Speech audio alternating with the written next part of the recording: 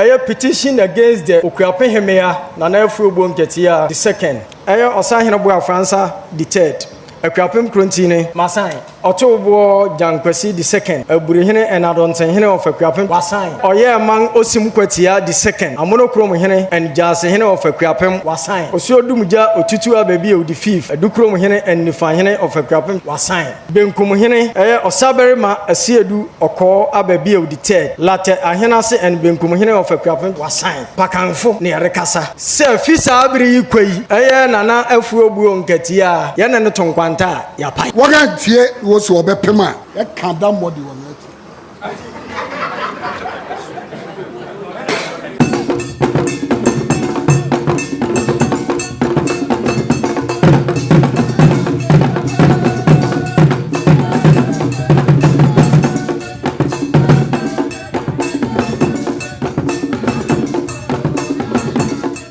say ayawa won pakanfo I have a kind of brofumi divisional chiefs. There were 5 wings, and I said 5 divisional chiefs will crap man.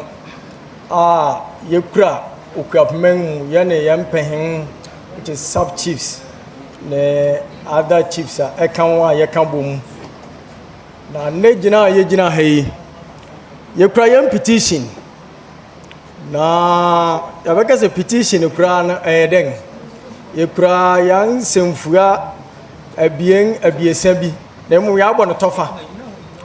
A song, a petition against the Okuapehemaa, Nana Afua Obuo Nketiah the second by divisional chiefs into brackets Mpakanfo of Akuapem Traditional Area. The Akuapem Traditional Area comprises of 65 members. Na Yeura Sebe nsemi efano ho anase fo Okuapehemaa ho anase fo Okuapehemaa ho nti ono de ye uniform na mum ye petition ye de ma register na ba bia se fata na ete se ekọ no ekọ yanga no disem we meka wo obrofum ameka wo obrofum wi a na fe ma kire mu otwi mu na nso anka ye hia ide na anka ye akanfo na ye Okuapehemaa mufo anase ye Okuapehemaa de na yare kan ne nka no wotwi mu na enimu na yewie nsu a sebe ya security ama other media houses ne divisions ne sebe na nanom nsu a eye members yenkura hwe ne ayekura yensu mu yeduru Okuapehemaa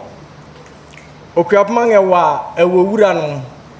na ne wura no nso ene hefo ana ne wura ene hena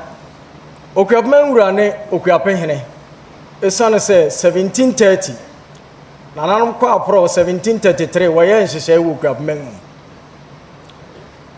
ahini starte wo ha ana efiase wo omanyi mu ɛyɛ 1733 na efiase na nanom yɛ nhyehyɛ a yɛkɔ abotachi kɔyɛ apam ne yɛkɔ saa apam no yɛyɛ no sebe na nanom a yɛgyina ha yi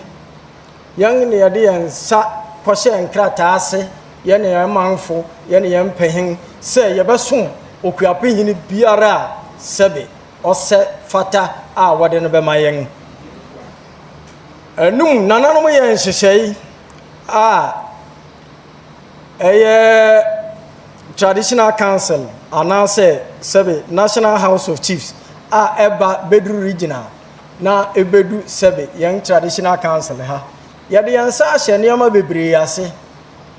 dwumadi a wo Okuapehemaa mu ha nipa edimu nipa yan hyehyai nipa yan koso ma sebe Okuapehemaa mfa ntama pafura anase yenwura ibedimu ana onimu no na nananom pakanfo e won manfo anase Traditional Council na ebom dimu no wonde wansa behye biribia se a na amedimu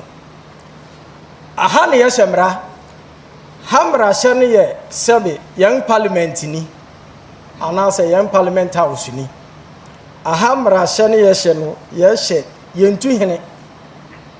yensi hene na emum yende yeka oman asem yang na eye Nana Afua Obuo Nketiah mfi asiani a nananom hia wa ha wohia what on sa friend na emom mfie asiani o ma afie ha se on nananom beye traditional council wo aduo ha da ne kasa bi wo abonten a ema krowi omanyi ani Okuapehemaa sebe obaganse a retired growth and a retired development probia no omen bia ne social media nti bibia no so bia pese ohwe omen munsem omen munsiesi a odenensa bo eyeyen abafu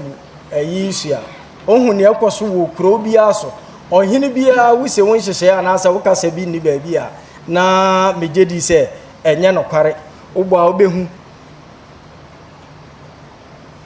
afie odura a etwa mu yi oye se obeka odura awo fem anase obeka agu onitumi wo odura so obeka odura awo fem anase obeka odura agu esane se yenenanom nhyehyɛ mu Okuapehemaa odura no wotumi pe wo so ene Okuapehene na so otwa odura no wi a na nem proporo wa ne person son o so bia nso nko na onko yebi na yemfa nhye Okuapehemaa so anuanyam mpakanfo anase divisional chiefs yi aye seven krata atonsa afre ye ne ya mpanga biesa so ne anan so bia ni ho a wage yen ano atum se oni yen behia na yabobu Okuapehemaa ho anase yama asumdwei aba de to so enum amese se Okuapehemaa mu ye won hyehyei so Okuapehene ni ho a enyo hemia na wo ho Okuapehene ni ho a kronti na ahwe achi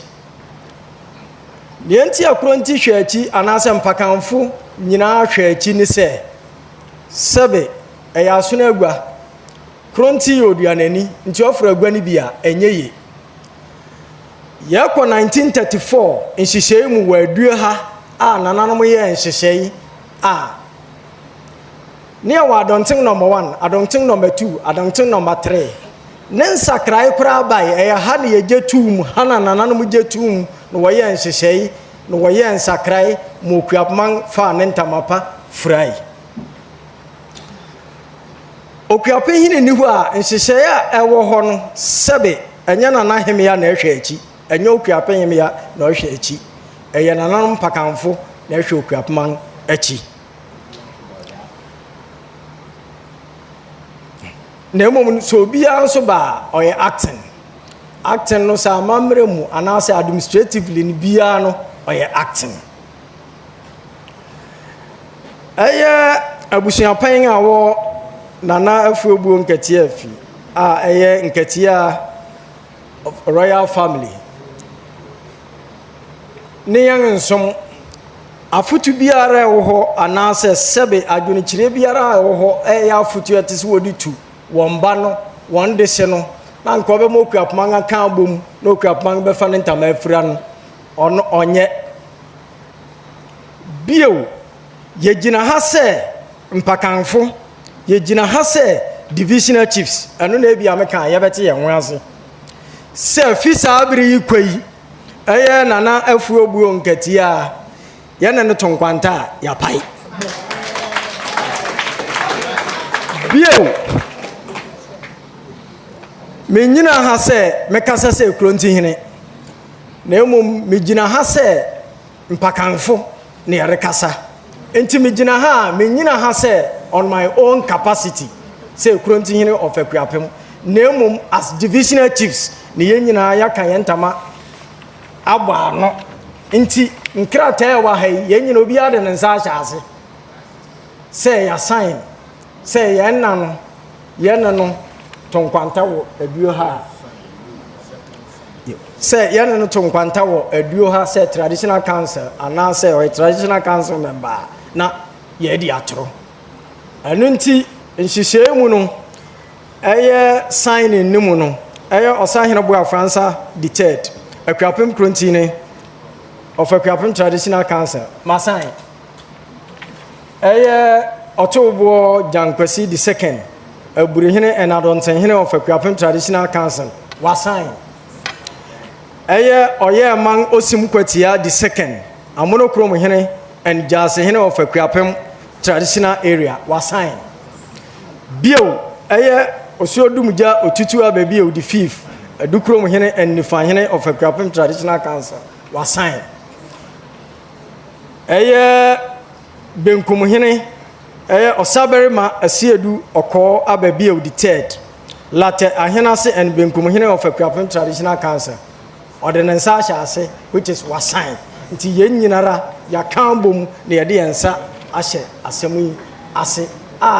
yen na Nana Afua Obuo Nketiah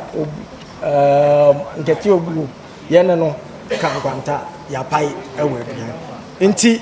yen petition registrar wa ha yede beman na onfa yen anu disem enko Eastern Regional House of Chiefs na onfa yen anu disem no so enko ho na esan se Traditional Council nso yen won wa ha no so yentumi nkwati won na yen kase petition yede bekọ a sebe mo nso wonim hu bi anase wonim hu bi our members them 5 divisional yine de yesi yen petition ni na yede ma wo ye ne David nia yereboa Nana Kronti ne se nti yede babetu manim wan a wo penso nka se yiwu wan a wo penso nka se yiwu ansana yetumehu wan a penso nka se David ni ehu ni ete mate ase yiwu Nana Adontenkan no odeboa na Kronti wa ha Jase wa ha Adonten wa ha Benkum wa ha Nifa wa ha enti me jaama Nifa hene na ono nso enti ono ma behwe se hefo na fu asem nso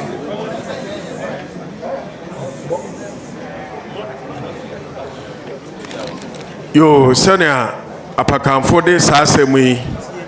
ato yenyina yanemu yi mejam di yese sebe enye yentumi na mom yen council members enu ntuni sabri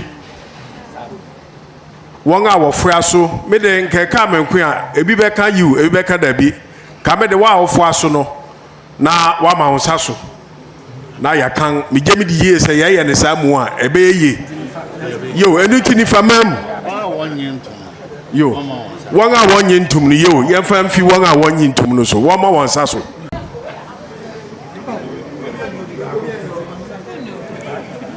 Kronti Jase Adonten enti enyina yegetu yo ene na se ya ma yensa so dia na enyina yegetum se nia ekoso no ye ne na no ye ne nsom yo show by hand wa obi a ma ne nsa so wa ugetum ma nsa so majority carries the vote yo kuro eye ni amawde asebe onye gwabi no obi nsi ni hene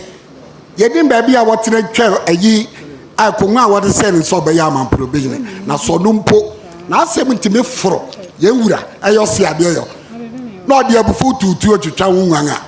yere ka Okuapehemaa asebe wakogina mfichire refrain overload eye moja masem ne yere ka pani se moja mu na tumi wo ti so Okuapehemaa chire tumi dia ana mpaka mfere chire tumi dia won fa moja enche na so na yenya yantimi ameye bianka ho a ye mesɛ no to bi biara wo sɛ woni mu no na nane mo kura bi butu yi bi butu ɔde na asitu o ma ye ntida sembio ye pasi esi akura be hu wo mo ma ye wire fi wo ga tie wo so obepema ye ka da modi wo na sa moja mu na to bi wo de sekano mo fa bi sare mame